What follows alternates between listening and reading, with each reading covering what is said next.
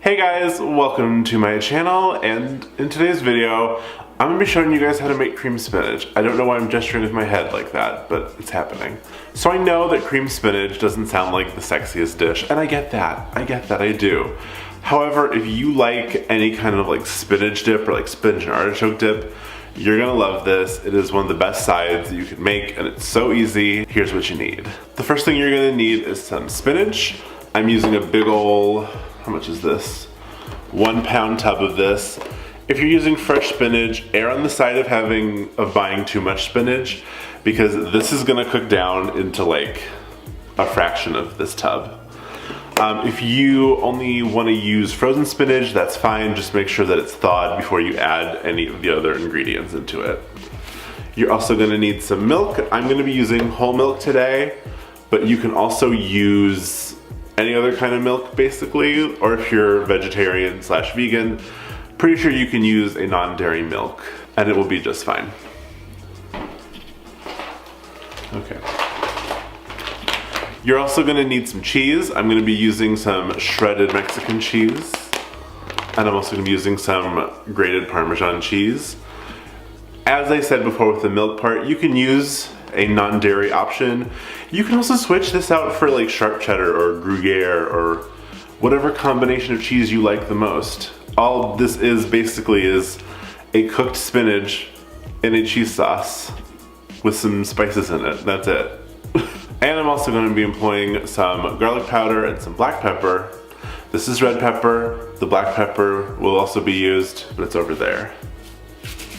And obviously, going to use some salt. Kosher is fine, sea salt is fine, I don't care. And once you have everything you need, we're going to move over to the stove. Alright guys, so I have here a nonstick skillet and I'm going to put it on high heat. And first step I'm going to do is I'm going to add about 1/4 cup of water.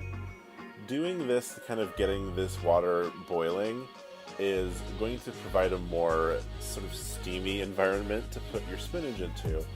And so if you're using fresh spinach like me, it's going to help wilt the spinach a little bit faster. And if you're using frozen spinach, it's going to help thaw it faster if you didn't thaw it overnight. Which, to be honest, I never do, because I never think about any sort of spinach dish that far in advance to just like leave the spinach out overnight. But yeah.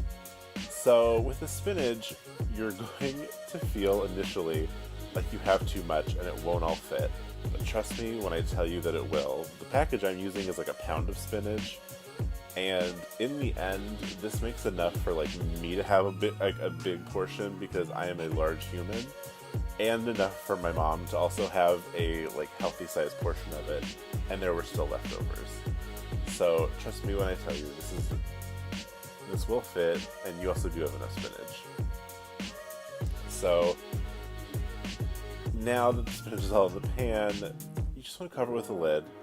Let this sort of steam and get hot in there for a couple of minutes, and that way the spinach will have kind of an easier time cooking down, and the spinach will be just generally warmer because you had it in that enclosed environment. You can also throw in a little more water if you want, or I actually put in a couple tablespoons of butter, just because getting it in there now kind of helps the spinach wilt, and it will also help be the base of the cream sauce that we're gonna be making. It's not really technically a cream sauce because there is no cream in this recipe. Although, if you're feeling really luxurious, you can totally substitute like a light cream or half and half, or even heavy cream for the milk that I am going to be showing you in a little bit. But yeah, also be gentle when you're stirring. I'm not, and I always fling spinach everywhere. So for the milk, or you know, milk adjacent ingredient you want to use, you want to put about 1/4 cup, and you want it to get all hot and bubbly like this, but I don't want it to burn, so I'm going to turn the heat down to about medium. And from here you're going to add in your spices. Like I'm going to add in a whole lot of black pepper, just my personal preference. You can literally put in whatever spices you think are good, like I'm putting in some garlic powder, and I'm also going to add in some crushed red pepper, which you can of course omit if you don't like spice, but I do. And so then after all of that, you're going to add in your salt. There we go. And once that's all in, you're just going to stir this around to incorporate everything. And even though I've edited out some of my stirring, rest assured I did properly incorporate the seasonings here. Whenever I watch Food Network, that's like my #1 pet peeve, is when they don't stir it completely, and when they chop things on the cutting board and they don't add them all into the pan. I'm like, what did you do all that chopping for? So now you're going to add about a heaping handful of the grated Parmesan.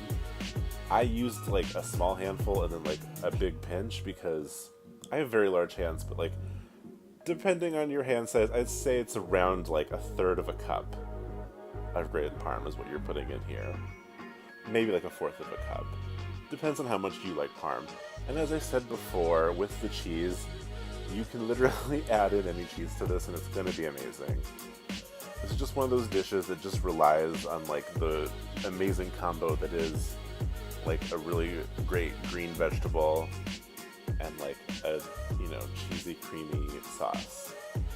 So once all of the Parmesan is sort of added in, you will then take a huge handful of your shredded cheese.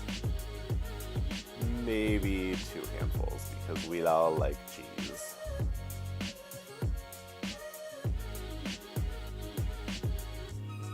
And once that's in, you're just going to incorporate that. And this is basically it. Once you have all of that cheese stirred in and melted in, and it kind of looks not so much stringy anymore, but just looks like creamy, you've got your cream spinach. And I've zoomed you in for this portion of the program, by the way, because we all love a little bit of cheese porn. And also, if you wanted to add a little bit more Parmesan and a little bit more milk or cream, maybe even some chicken stock, this part would make an amazing sauce over pasta. And additionally, if you don't want to have this as cream spinach, at this point you could spoon this mixture into a baking dish, put a layer of whatever kind of cheese you like on top, put it under the broiler for a couple minutes until it gets all like brown and bubbly, and then you'd have literally the most amazing homemade spinach dip. Believe. Alright guys, that's it for today's video. Please give it a like if you enjoyed this recipe, and let me know if you try it at home, because I love it and it's really easy, and I think that you'll slay it. Alright guys, please subscribe to my channel down below if you have not already, because it helps me out, and I mean, I got more videos for you, so you better stay tuned. Alright guys, thank you so much for watching, and I will see you later. Bye!